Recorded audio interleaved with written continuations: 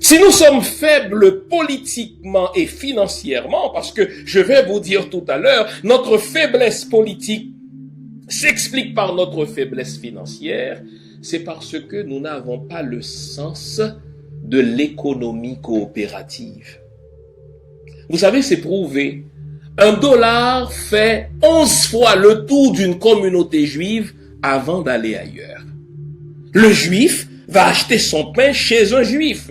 Il va acheter sa viande cachère chez un juif. Il va consommer juif. S'il a une entreprise, les meilleures positions, les meilleurs postes, il va les offrir à ses compatriotes juifs. Nous sommes des noirs honteux.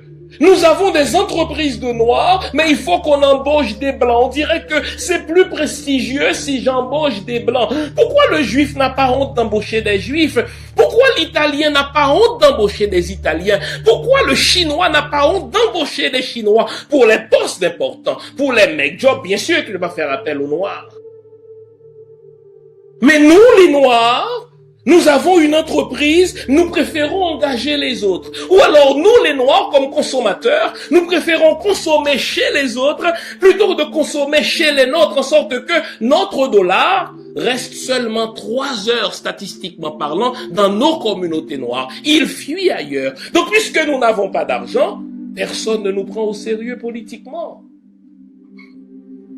J'ai échangé dernièrement avec un auditeur de cette émission qui a une pharmacie dans l'un des quartiers les plus fréquentés par des Noirs, les plus fréquentés par des Haïtiens à Brooklyn. En face de lui se trouve une autre pharmacie, cette fois tenue par un Vietnamien. Et mon ami me dit avec tristesse comment il constate que jamais un Vietnamien ne va-t-il acheter ne serait-ce qu'un Tylenol dans sa pharmacie à lui. Pourquoi? Parce que le Vietnamien, il sait qu'il doit consommer chez un compatriote, ne serait-ce que pour le rapprochement culturel, ne serait-ce que pour l'aisance langagière, il va acheter son Tylenol chez le pharmacien vietnamien.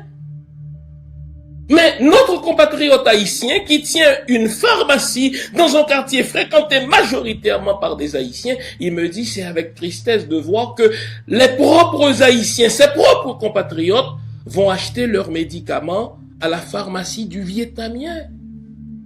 Généralement, quand on fait ça, soit c'est par inconscience identitaire, nous ne comprenons pas ce qu'on appelle l'économie coopérative. Nous devons faire en sorte que notre argent reste dans notre communauté. Ou alors, je vais vous regarder droit dans les yeux pour vous le dire. Je demande à Winnie de me faire un gros plan. Pendant la période de l'esclavage et pendant la période de la colonisation, on nous a instillé la jalousie.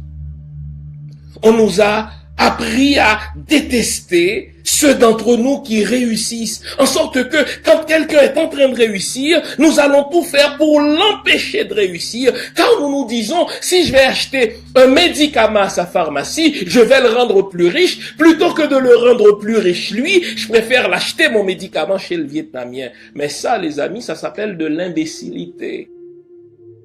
Ne soyons pas étonnés que lorsque les politiciens vont considérer les enjeux communautaires, ils vont considérer les intérêts des Juifs, ils vont considérer les intérêts des Chinois qui sont arrivés longtemps après nous dans nos pays d'accueil, mais quant aux Noirs, ils disent, écoutez, ceux-là, ils n'ont pas de conscience identitaire, ils ne comprennent pas le principe de l'économie coopérative, on s'en fout. Nous avons notre responsabilité là-dedans. 2 responsabilités. La première responsabilité, c'est de nous renforcer en tant que consommateurs financièrement. Quand vous allez consommer, quand vous allez donner un ouvrage pour des travaux de rénovation chez vous, je prends cet exemple-là, quand vous allez faire réparer votre voiture, la première question que vous devez vous poser, est-ce que ce commerce-là est détenu par l'un des miens? Aussi longtemps que nous serons faibles financièrement, nous serons faibles politiquement. Ce sont 2 vases communicants. Quand vous êtes fort économiquement, vous pouvez influencer la politique et envoyer les candidats que vous voulez pour faire avancer vos causes. Mais aussi longtemps que nous perdons toute notion d'identité financière, au point que nous ne savons même pas ce que c'est que l'économie coopérative, nous serons toujours en tant que Noirs au bas de l'échelle.